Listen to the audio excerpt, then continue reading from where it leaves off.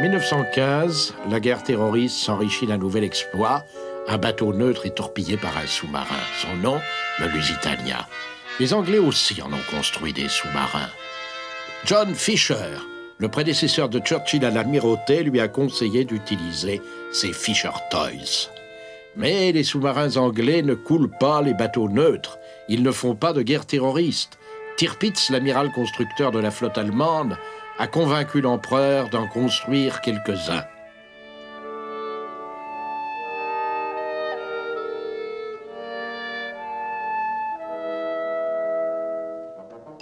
Depuis 1900, les sous-marins sortent des usines Krupp. On en vend même aux Russes. Les modèles construits en 1914 ne sont pas des petits engins défensifs, mais déjà des vaisseaux conçus pour des courses à longue portée. Les Allemands en ont 28 de ce type, sur une flotte de 33.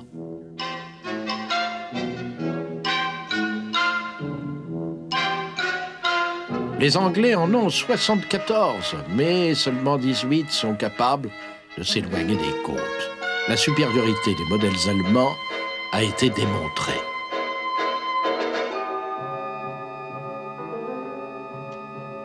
En septembre 1914, à U9, un sous-marin allemand a coulé 3 vieux croiseurs britanniques, l'Abouki, Log et le Crécy.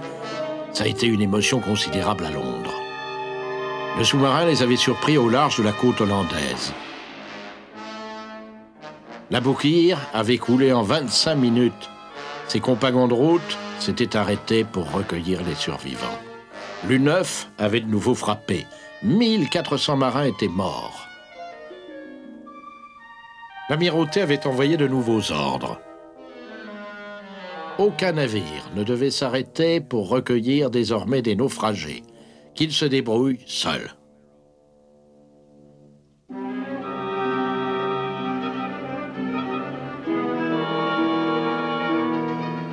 Voici le seul torpillage filmé de la guerre. C'est un U-35, un sous-marin allemand, qui quitte Trieste pour aller à la chasse aux canards. C'est ainsi qu'on appelle les cargos alliés. Son commandant, Arnaud de Périer, est un descendant des Huguenots français. C'est un fanatique de cinéma. Et il compte bien filmer à bord du sous-marin ses propres exploits. Le U-35 opère toujours en surface. Il respecte le droit de la guerre. Le capitaine a pour mission d'arrêter les navires marchands et de vérifier s'ils se livrent ou non à la contrebande des armes. Avant de les couler au canon, le capitaine ordonne l'évacuation de l'équipage. Un naufrage humain, une action exemplaire. Le capitaine peut montrer son film, il en est assez fier.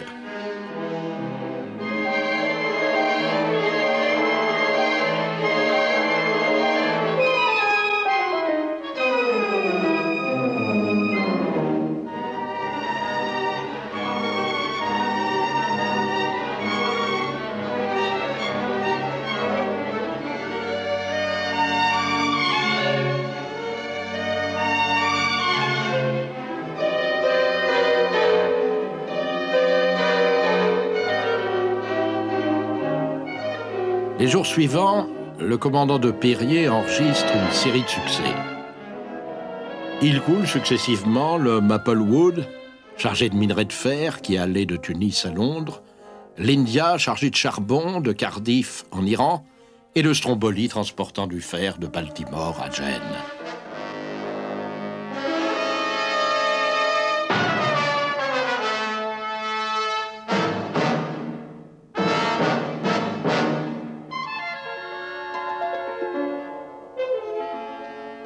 Le SS Corfou, venant de Gênes, était bourré de fer et d'acier.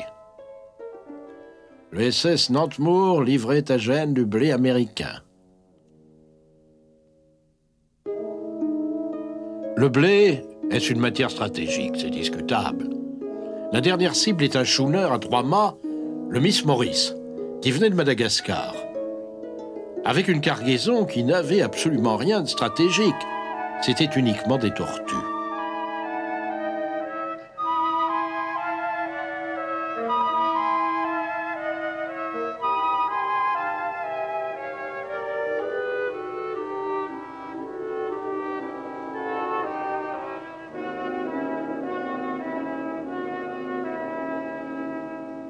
La presse allemande célèbre bruyamment ses succès. Elle les situe en mer du Nord, pas en Méditerranée, c'est bien plus glorieux. L'état-major allemand n'oublie jamais la propagande de guerre. Un problème se pose bientôt. Faut-il continuer à raisonner en surface, en prévenant l'équipage, ou bien couler les bateaux de commerce par des torpilles en naviguant sous l'eau, sans avertissement d'aucune sorte? Depuis octobre 1914, la flotte anglaise renforce le blocus de l'Allemagne dans le Channel et la mer du Nord. Le but est évidemment d'affamer l'ennemi, de l'empêcher de produire. Un tout petit couloir est réservé à la navigation des neutres. En février 1915, les Allemands répliquent et déclarent zone de guerre toutes les côtes des îles britanniques. Les navires marchands ennemis seront coulés sans avertissement. Les neutres sont en danger car les navires britanniques sont soupçonnés de naviguer sous pavillon neutre. Scandale! On admet l'idée de frapper un navire marchand désarmé et de ne pas secourir l'équipage. C'est du terrorisme. En Grande-Bretagne, on mesure le danger. Le pays peut résister à ce blocage sauvage pendant 3 mois au plus. Pourtant, l'action des sous-marins est décevante.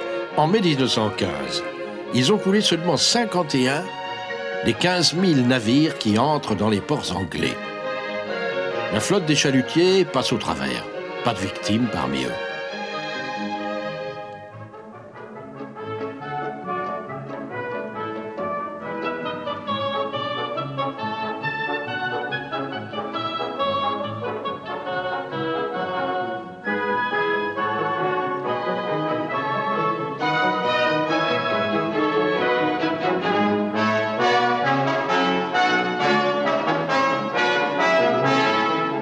Les Allemands sont furieux. Le trafic commercial semble défier les raids sous-marins, alors que quelques navires marchands seulement peuvent défier les champs de mines britanniques qui longent les côtes allemandes. Ils ne veulent pas convenir que les mines sont plus efficaces et moins répréhensibles que leurs sous-marins.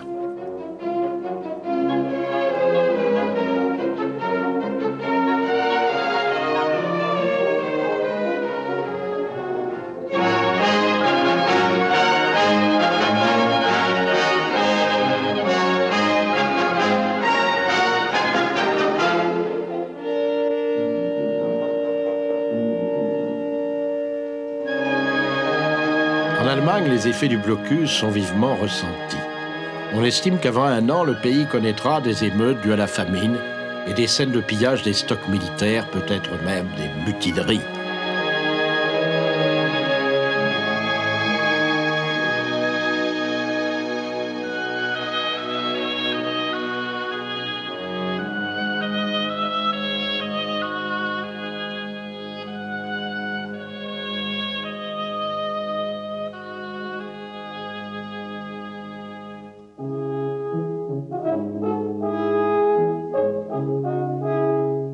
Les prix alimentaires risquent de flamber. Ils ont déjà augmenté de 83% à Berlin, de 112% à Vienne. Blé, pommes de terre sont contingentés. Les mardis et les vendredis, la population ne peut acheter de viande. Chaque Allemand touche un œuf par personne et par semaine. On fait la queue pour avoir du beurre ou de la margarine. Le rationnement est encore renforcé. Les Allemands sentent arriver l'échéance de la famine et envisagent des représailles rapides et efficaces. Ils lancent des meutes de sous-marins sur la flotte anglaise.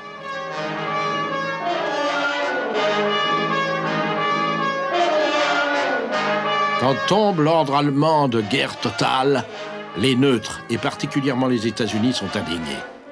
Ainsi, on pourra torpiller les navires marchands sans sommation.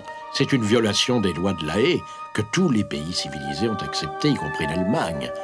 Des lois qui humanisaient la guerre. Les Allemands prétendent que les neutres seront épargnés. Le Lusitania n'est pas un bateau neutre, il bat pavillon britannique. C'est l'orgueil de la Cunard White Star Line. Il a été lancé en Écosse sur les chantiers de la Clyde en 1907. Il pèse 30 000 tonnes et pousse ses machines à 25 nœuds à l'heure. Il a battu le record de vitesse sur l'Atlantique, détenu précédemment par un paquebot allemand, le Deutschland. Le Lusitania est doté de machines d'une puissance très supérieure. Il a pris le ruban bleu aisément en 1907. Il a parcouru la distance de Queenstown en Irlande jusqu'à New York en 4 jours et demi. Pour cette époque, et sur la distance, c'est un record. C'est une des merveilles du XXe siècle, le comble du luxe, un palace flottant, décoré, flamboyant selon le goût de l'époque, un pesant chef-d'œuvre subventionné par le gouvernement, resplendissant de chrome, d'acajou, de lourdes draperies de velours, d'ascenseurs, de cabines téléphoniques, d'appliques électriques dans les cabines, d'un début d'air conditionné. La salle à manger des premières est du pur Louis XVI, surmontée d'un dôme où batifolent les muses peintes. La chaufferie a une capacité de 7000 tonnes, avec 25 chaudières et des nouvelles turbines à vapeur. Sur le pont, le capitaine William Turner, 59 ans, ce loup de mer en fin de carrière commande le plus fantastique, le plus rapide et le plus sûr bateau du monde, l'incoulable Lusitania.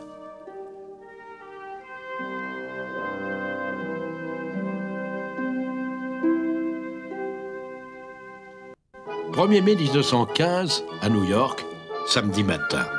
Dans les journaux, on peut lire l'annonce du film de Griffith qui vient de sortir, Naissance d'une nation. Les grands magasins Bloomingdale font de la réclame pour la canne de marche Prince de Galles ou pour les pianolas. Une petite annonce attire l'attention. Elle émane de l'ambassade d'Allemagne. Elle avertit le public américain que les navires battant pavillon anglais peuvent être coulés sans avertissement. Les voyageurs doivent prendre leurs risques. En soi, l'annonce est scandaleuse. Elle condamne les voyageurs américains à voyager exclusivement sous leur pavillon, alors qu'ils ne sont pas en guerre et qu'ils ont le choix des navires.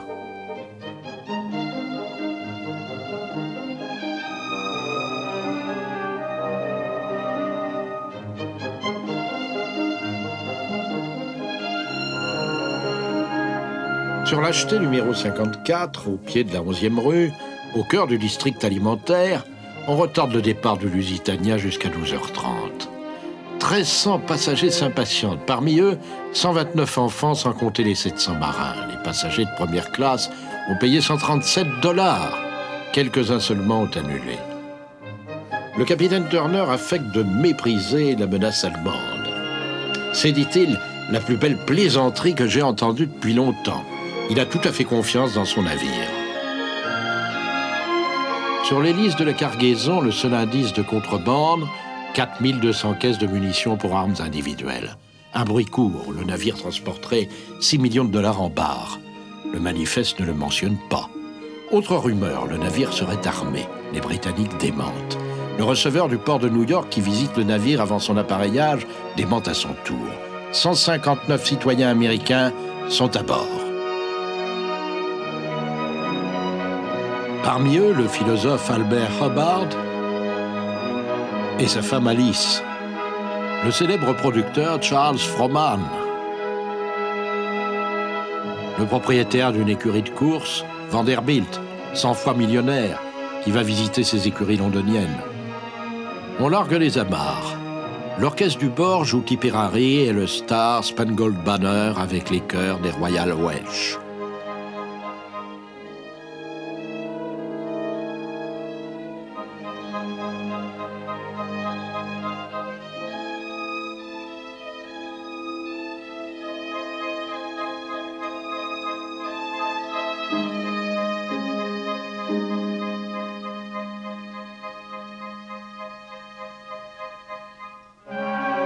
Tout d'un coup, dans son périscope, le capitaine d'un sous-marin allemand, un U-20, aperçoit le Lusitania. Le Lusitania n'y prend pas garde. Il n'a aucun navire d'accompagnement pour le prévenir. Le commandant du sous-marin est le capitaine-lieutenant Walter Schweiger. C'est sa première patrouille. Il vient de couler 3 navires en 48 heures et il lui reste seulement 3 torpilles.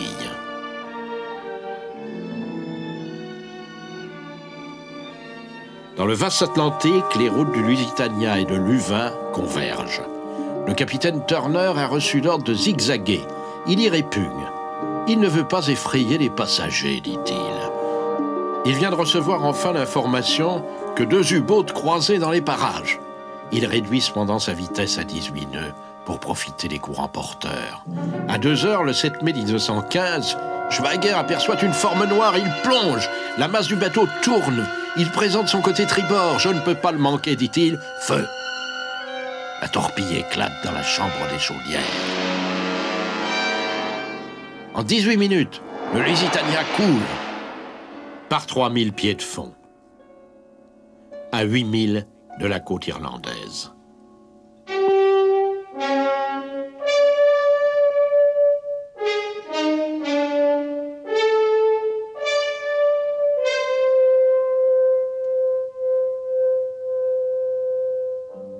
Attente anxieuse dans les offices de la Cunard Line. On apprend que 1198 passagers ont trouvé la mort. 63 sont des petits-enfants. 128 des Américains. C'est la première fois que des civils américains sont victimes de la guerre. Alfred Vanderbilt, qui ne savait pas nager, avait donné sa bouée de sauvetage à une femme. Les Hobart étaient morts. Charles Frohman était mort. 700 survivants arrivés de Queenstown et le consul américain pouvait câbler les détails de la tragédie. Aussitôt reproduit naturellement dans la presse américaine. Panique à Queenstown. Des femmes meurtries, glacées, des hommes estropiés, des enfants terrorisés. Des piles de cadavres sur le quai. Une petite annonce à la vitrine d'un magasin. Lusitania, bébé perdu. 15 mois. Cheveux frisés et teint rose. Habillé de jersey blanc et de chaussons de laine blanc. Essaye de parler, de marcher.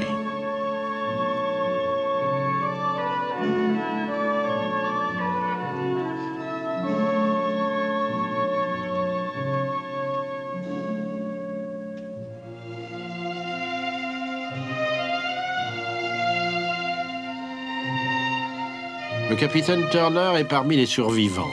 Il croyait être le dernier à avoir abandonné le bord. Il avait quitté la passerelle, plongé dans l'eau lorsque la proue émergeait au-dessus de l'abîme.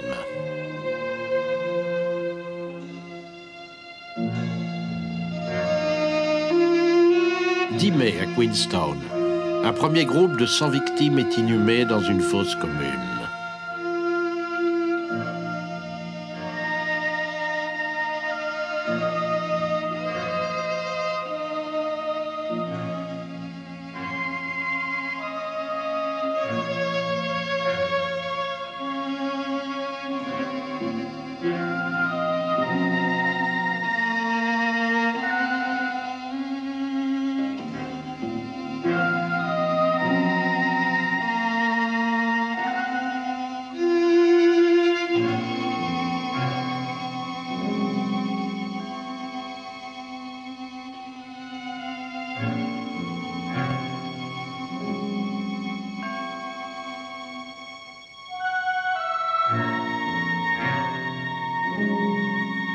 Aux États-Unis, l'opinion est en état de choc. Le New York Sun affirme que le pays n'a pas été victime d'une telle folie criminelle depuis la perte du cuirassé le Maine en 1898.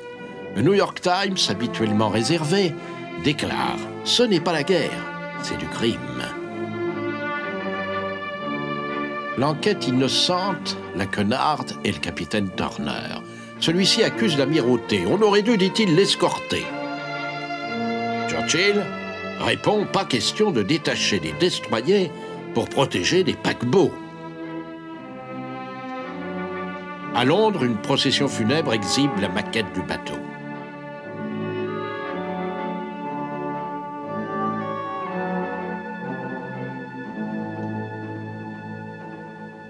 Dans plusieurs villes anglaises, la colère s'exprime. Les magasins au nom allemand ou qui vendent des marchandises allemandes sont mis à sac. Les bobines n'interviennent guère pour empêcher ces pillages.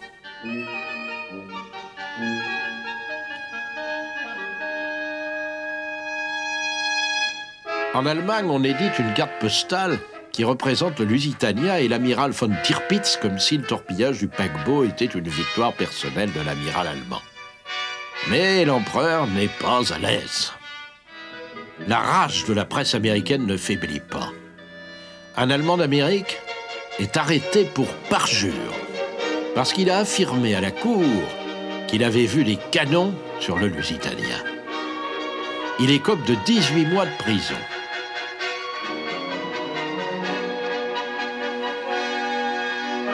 Theodore Roosevelt, l'ancien président, traite le torpillage de piraterie et de crime. Wilson, le président en exercice, bombarde Berlin de notes, exigeant que les citoyens américains en mer soient respectés.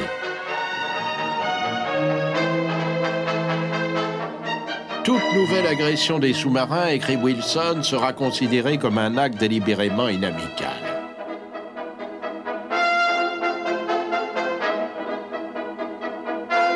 Teddy Roosevelt estime cette réaction beaucoup trop faible, et le secrétaire d'État, Bryan, l'estime au contraire trop forte.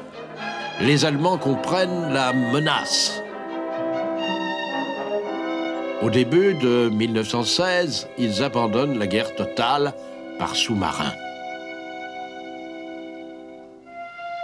Ils ont décidé d'employer sur le front de l'Ouest une autre forme de guerre terroriste, l'anéantissement par les gaz et les canons lourds.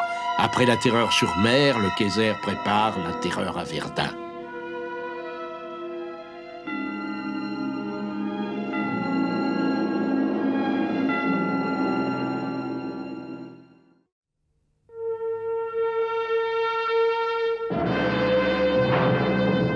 L'Europe du Nord-Ouest est meurtrie.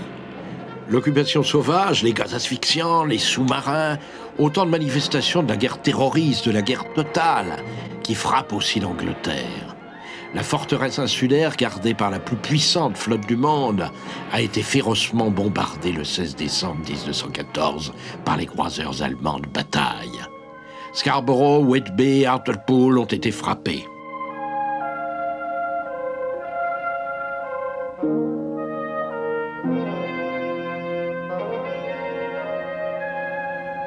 « 106 civils, 15 enfants massacrés au canon de marine. Le pays est choqué. Le défi allemand frappe à la porte de l'Angleterre. Jamais le Royaume-Uni n'avait été victime dans le passé d'une attaque aussi sauvage. L'opinion publique exige des représailles sévères sur les ports allemands. L'amirauté médite sa réponse. Elle veut frapper non pas les civils, mais les troupes du Kaiser. Elle veut frapper quelque part sur les côtes du Danemark, au large du Jutland.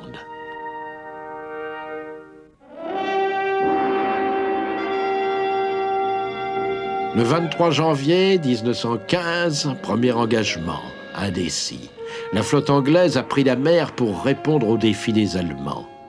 Les pêcheurs n'en croient pas leurs yeux. Les cuirassés lourds, les dreadnoughts, vont débusquer l'ennemi dans des parages où l'on ne s'attend pas à une bataille navale. Certes pas.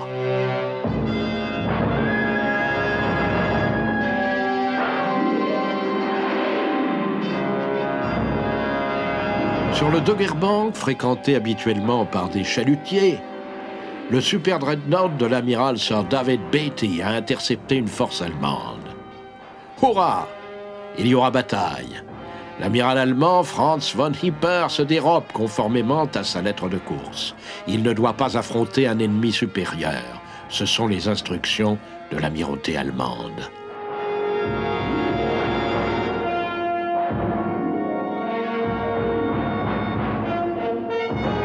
Les Anglais sont plus rapides et mieux armés. Ils coulent le plus cher, mais reçoivent eux-mêmes des coups et perdent l'ennemi dans le brouillard. Beatty est proclamé vainqueur, mais l'amirauté a des doutes sur la portée de cette victoire, qui n'est nullement décisive. Les Allemands peuvent faire du mal. De retour à Wilhelmshaven, von Hipper reçoit l'ordre de garder sa force intacte, plus que jamais. Il faut attendre que l'ennemi prenne l'initiative et ne pas rechercher l'engagement, lui dit-on. Les marins de la Kriegsmarine passent leur temps à répéter les grandes manœuvres et à laver le pont. L'ennemi attaquera bien un jour ou l'autre. Les marins anglais restent à quai pendant toute l'année 1915 ou à bord de leurs navires. On peut se demander pourquoi le gouvernement de Sa Majesté a englouti de telles sommes dans l'armement des super-cuirassés. Ils ne prennent pas la mer. La flotte n'accomplit que des missions de protection des côtes. Le roi George tient à sa flotte. Il a lui-même commandé un croiseur et c'est certainement à bon droit que l'on appelle cette flotte The King's Navy, la marine du roi.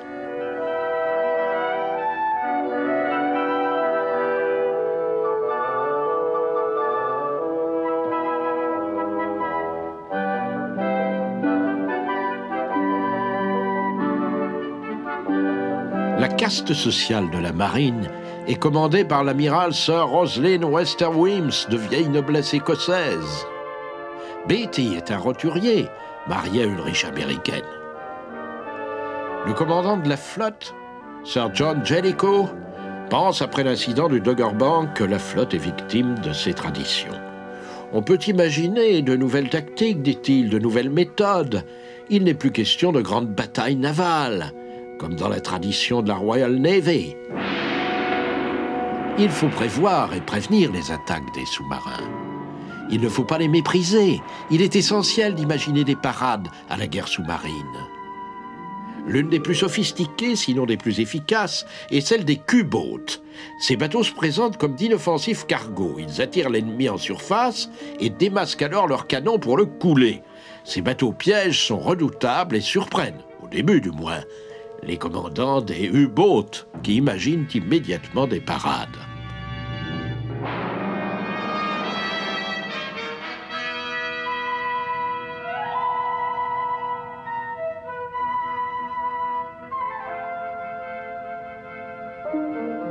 La détection sous-marine. On imagine un appareil pour repérer au son les moteurs d'un ennemi invisible.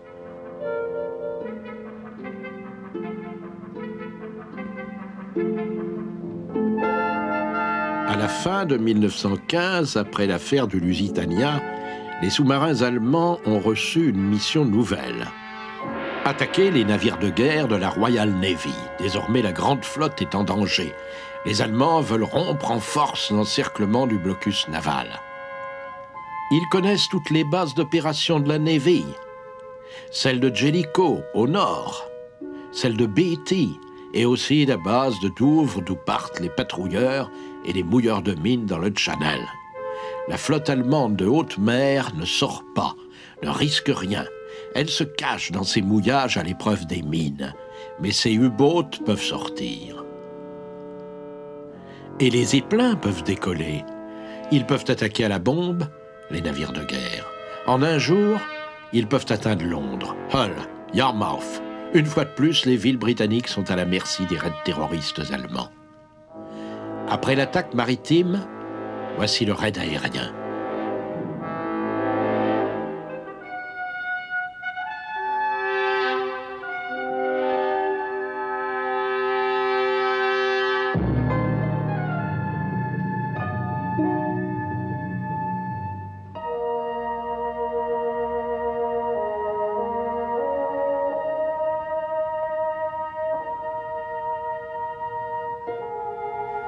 Les raids de Zeppelin font des victimes dans la population civile. Quand ils bombardent les villes, le public et la presse exigent des représailles. La grande flotte en est chargée. On attend d'elle une action immédiate sur les côtes ennemies.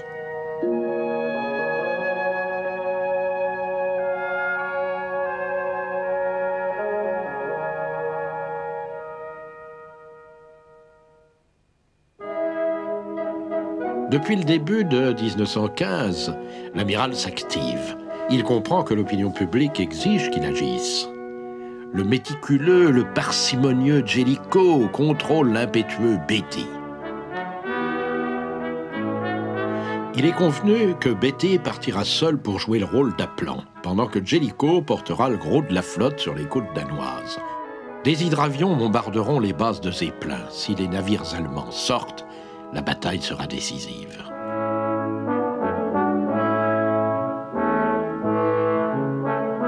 L'amiral Scheer, qui commande la flotte du Kaiser, est un aventureux qui rêve d'engager les croiseurs de bataille de l'amiral Hyper dans un affrontement décisif qui fasse perdre sa supériorité à la Royal Navy.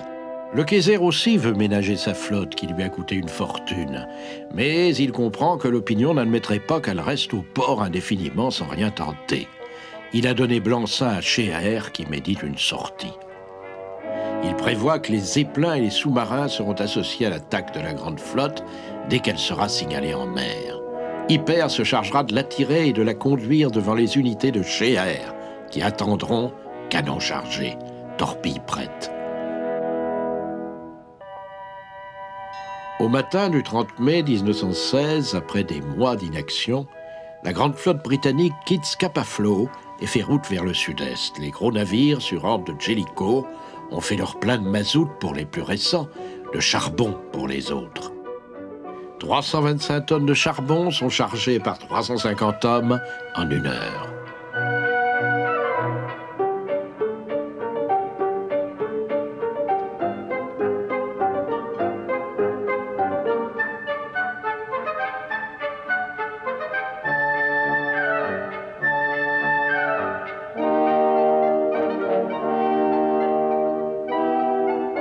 Jellicoe a dû avancer ses plans parce qu'il a reçu l'information que la grande flotte allemande s'apprêtait à appareiller. L'ordre a été intercepté et décodé par les services d'intelligence navale britanniques. En réalité, les Allemands ont émis des messages pour pousser Beatty à sortir. Mais ils ne pensaient pas que la flotte tout entière allait suivre Beatty.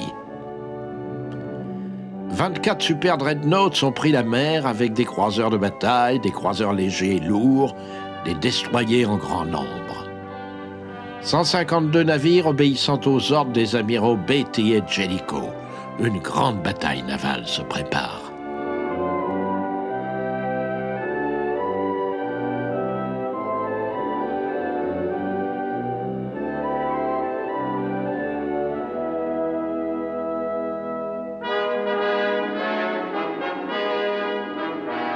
Quelques heures plus tard, 101 navires allemands s'alignent aux ordres de Hipper, qui joue le rôle de l'appât, suivi de Scheer, le chasseur.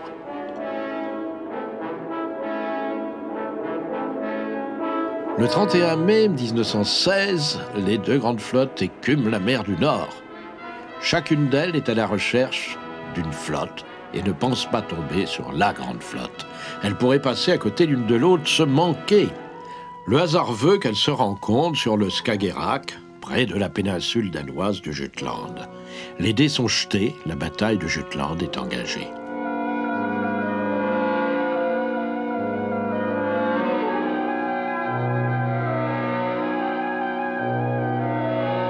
2h20, l'heure du destin. Un vapeur neutre apparaît devant la flotte allemande. Dans les jumelles d'un capitaine allemand, c'est un vapeur danois appelé le Fjord. 2 destroyers l'accostent, envoient une chaloupe pour faire une visite de contrôle.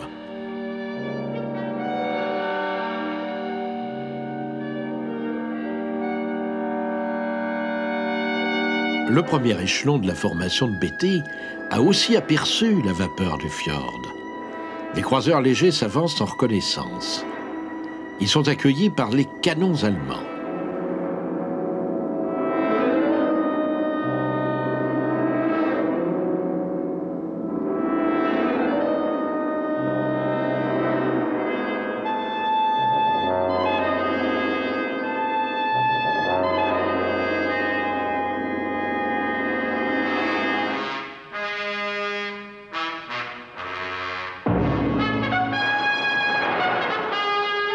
Le Galatea indique qu'il est au contact.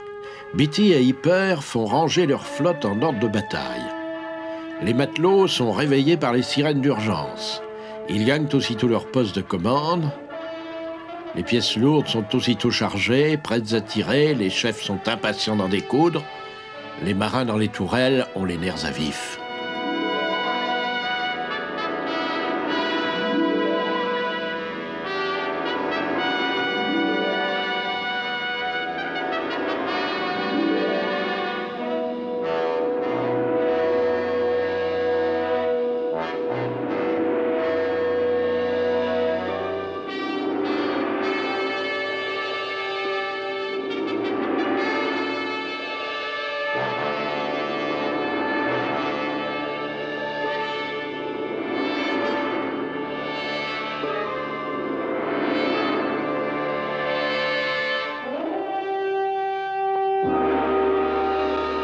Derrière Beatty, l'amiral Jellicoe s'approche en poussant les machines.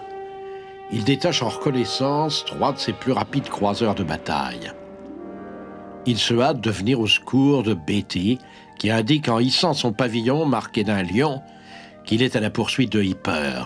Il se précipite ainsi dans le piège allemand. Toute sa flotte, par suite d'une erreur de signaux, ne le suit pas. Il se jette dans la bataille avec une partie seulement de ses forces.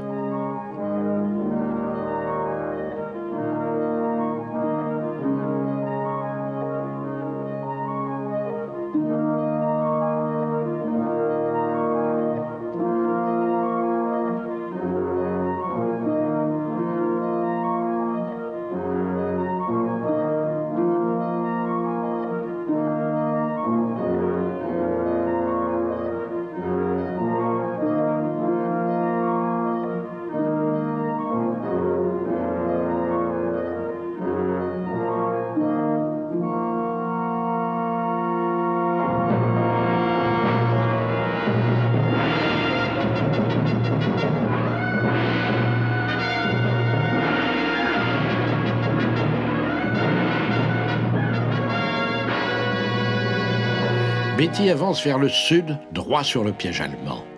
Quand il reçoit un message d'un de ses destroyers d'approche, la flotte de bataille allemande est sur lui.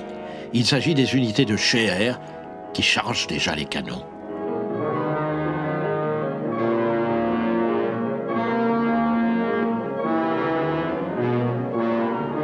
Les navires de tête de Beatty ont de sombres pressentiments. Ils font machine arrière et rejoignent Jellicoe. Avec 2 croiseurs de bataille et son navire le Lion qui crache de la fumée par ses blessures, Beatty marmonne, jure, se demande ce qui fait la supériorité des Allemands au feu. Il découvre la technologie Krupp et la valeur de l'entraînement de la marine de guerre de l'amiral von Tirpitz.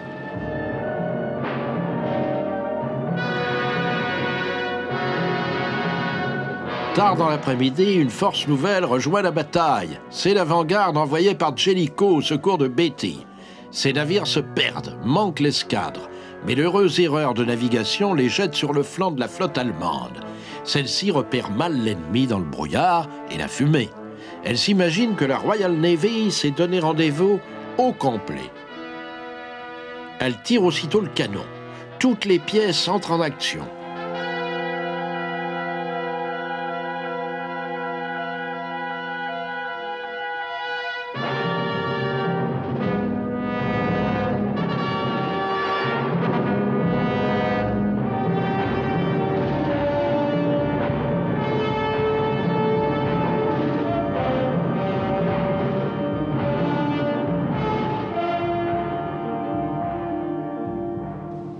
Les croiseurs de bataille de Jellicoe ont accroché l'ennemi. Jellicoe lui-même surgit avec ses super dreadnoughts venant du nord-est. Les plus puissantes unités sont désormais sur les lieux. Jellicoe se désespère d'apprendre que Beatty a subi de lourdes pertes dans sa course solitaire, sous le feu du gros de l'escadre ennemie.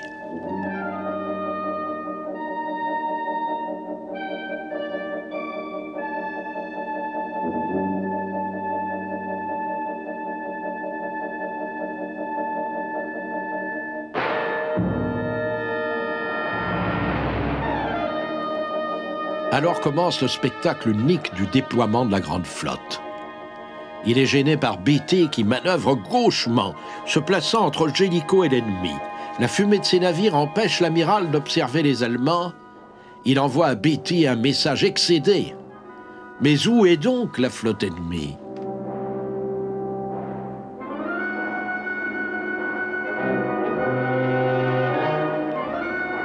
Jellicoe comprend que l'ennemi est aussi embarrassé que lui et qu'il faut profiter de la confusion.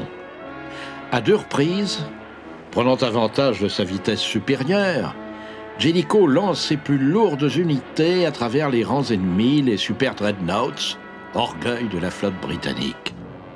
Il trace une sorte de lacet de nœuds coulants autour de la flotte ennemie qui doit ainsi se trouver nécessairement prise dans un piège, dans une nasse. Pour éviter le désastre, l'amiral Scheer ordonne à tous ses navires de tourner de 180 degrés vers tribord.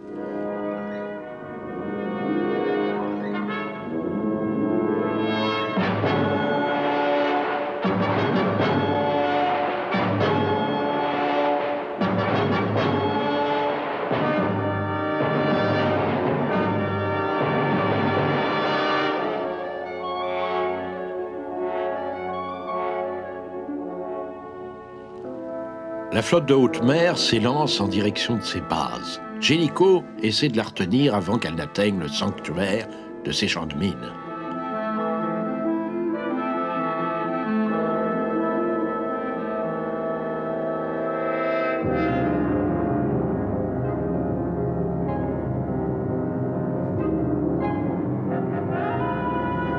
Avec le soleil couchant dans le dos, aveuglant les viseurs des canons allemands, les Anglais se préparent au combat à mort.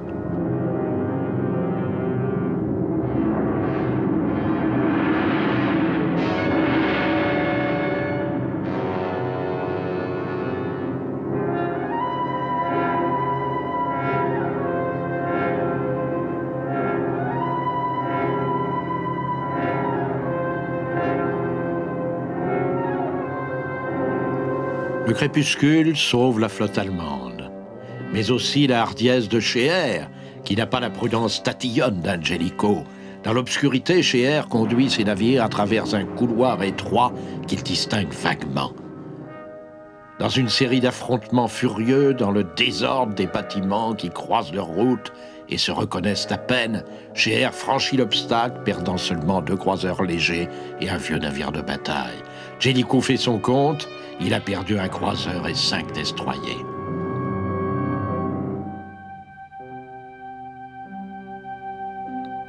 Au matin du 1er juin 1916, les navires britanniques découvrent que la mer est vide.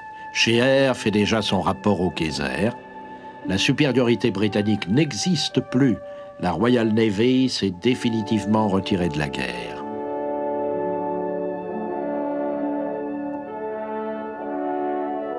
La couronne, la presse et le public font à leur flotte un accueil ambigu à son retour en Angleterre. Les journaux anglais ne sont pas du tout certains que l'amiral ait gagné la bataille et se posent le problème du coût et de la nécessité d'un engagement aussi dur qui n'a pas obtenu de résultats marquants. Les Anglais ont perdu 14 navires contre 11 bateaux allemands, 6000 marins sont morts et seulement 2500 Allemands. Il n'y aurait plus dans cette guerre de bataille navale. L'affrontement de Jutland était inutile, il laissait le champ libre aux sous-marins.